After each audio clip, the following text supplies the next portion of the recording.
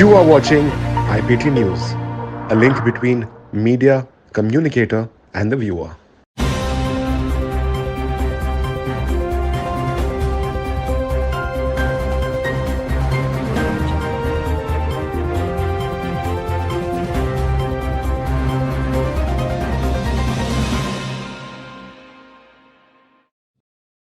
Today, Prime Minister Narendra Modi laid down the foundation stone for new Parliament building. The new building will be 4-story structured with a capacity of 1,224 seated and a cost of 970 crores. It would replace the existing colonial structure that was completed 100 years back. The structure will be completed by 75 years of Indian independence. Let's hear it from the Prime Minister. आज का दिन बहुत ही ऐतिहासिक है। आज का दिन भारत के लोकतांत्रिक इतिहास में मील के पत्थर की तरह है। भारतीयों द्वारा भारतीयता के विचार से ओतप्रोत भारत के संसद भवन के निर्माण का शुभारंभ हमारी लोकतांत्रिक परंपराओं के सबसे अहम पड़ाव में से एक है।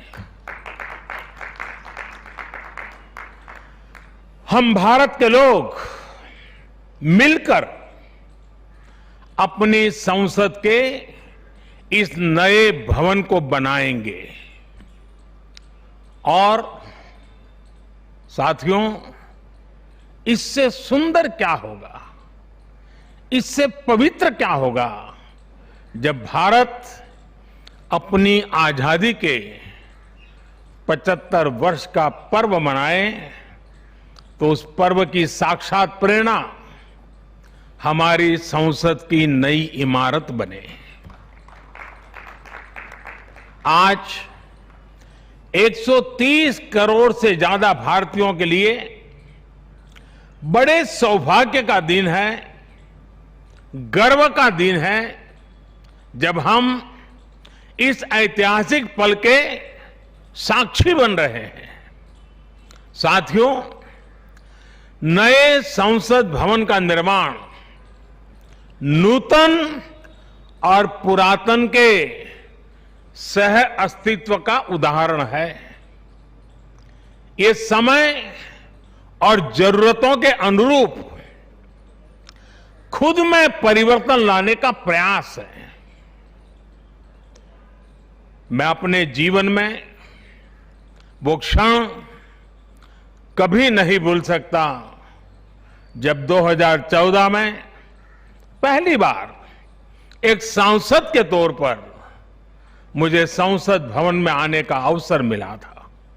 तब लोकतंत्र के इस मंदिर में कदम रखने से पहले मैंने सिर झुकाकर, माथा टेककर लोकतंत्र के इस मंदिर को नमन किया था।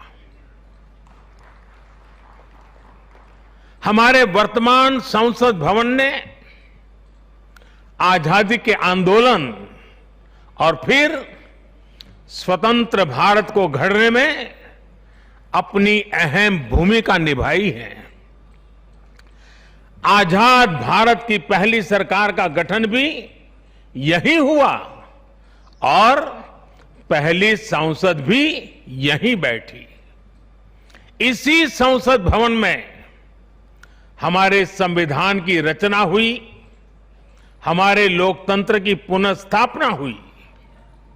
बाबा साहब आंबेडकर और अन्य वरिष्ठों ने सेंट्रल हॉल में गहन मंथन के बाद हमें अपना संविधान दिया। संसद की मौजूदा इमारत स्वतंत्र भारत के हर उतार चढ़ाव, हमारी हर चुनौतियां, हमारे समाधान, हमारी आशाओं आकांक्षाओं, हमारी सफलता का प्रतीक रही है। इस भवन में बना प्रत्येक कानून, इन कानूनों के निर्माण के दौरान संसद भवन में कही अनेक गहरी बातें ये सब हमारे लोकतंत्र की धरोहर है। लेकिन साथियों, संसद के शक्तिशाली इतिहास के साथ ही यथार्थ को भी स्वीकारना उतना ही आवश्यक है। ये इमारत अब करीब करीब 100 साल की हो रही है। बीते दशकों में इसे तत्कालीन जरूरतों को देखते हुए निरंतर अपग्रेड किया गया। इस प्रक्रिया में कितनी ही बार दीवारों को तोड़ा गया है, कभी नया साउंड सिस्टम, कभी फायर सेफ्टी सिस्टम, कभी आईटी सिस्टम। लोकसभा में बैठने की जगह बढ़ाने के लिए तो दीवारों को भी हटाया गया। इतना कुछ होने के बाद संसद का ये भवन अब विश्राम मांग रहा है।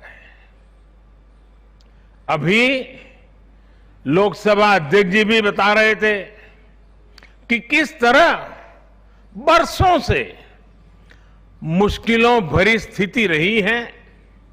बरसों से नए संसद भवन की जरूरत महसूस की गई है। ऐसे में ये हम सभी का दायित्व बनता है कि 21वीं सदी के भारत को अब एक नया संसद भवन मिले। इसी दिशा में आज ये शुभारंभ हो रहा है और इसलिए आज जब हम एक नए संसद भवन का निर्माण कार्य शुरू कर रहे हैं तो वर्तमान संसद परिषद के जीवन में नए वर्ष भी जोड़ रहे हैं। साथियों, नए संसद भवन में ऐसी अनेक नई चीजें की जा रही हैं जिससे सांसदों की एफिशिएंसी बढ़ेगी, उनके वर्क कल्चर में आधुनिक तौर तरीके आएंगे। अब जैसे अपने सांसदों से मिलने के लिए उनके संसदीय क्षेत्र से लोग आते हैं, तो अभी जो संसद भवन है उसमें लोगों को बहुत दिक्कत होती है। आम जनता को दिक्कत होती है, नागरिकों को दिक्कत होती है। आम जनता को अपनी कोई परेशानी अपने सांसद को बतानी है, कोई सुख दुख बांटना है, तो इसके लिए भी संसद भवन में स्थान की बहुत कमी महसूस होती है। भविष्य में प्रत्येक सांसद के पास ये सुविधा होगी कि वो अपने क्षेत्र के लोगों से यही निकट में ही, इसी ये विशाल परिसर के बीच में ही उनको एक व्यवस्था मिलेगी ताकि वो अपने संसदीय क्षेत्र से आए लोगों को उनके सुख दुख बांट सके। पूरे विश्व में भारत की जय जयकार हो। मुझे विश्वास है हमारी संसद का नया भवन हम सभी को एक नया आदर्श प्रस्तुत करने की प्रेरणा देगा। हमारी लोकतांत्रिक संस्थाओं की विश्वसनीयता हमेशा और मजबूत होती रहे। इसी कामना के साथ मैं अपनी वाणी को विराम देता हूं और 2047 के संकल्प के साथ पूरे देशवासियों को चल पड़ने के लिए निमंत्रण देता हूं। आप सबका बहुत बहुत धन्यवाद।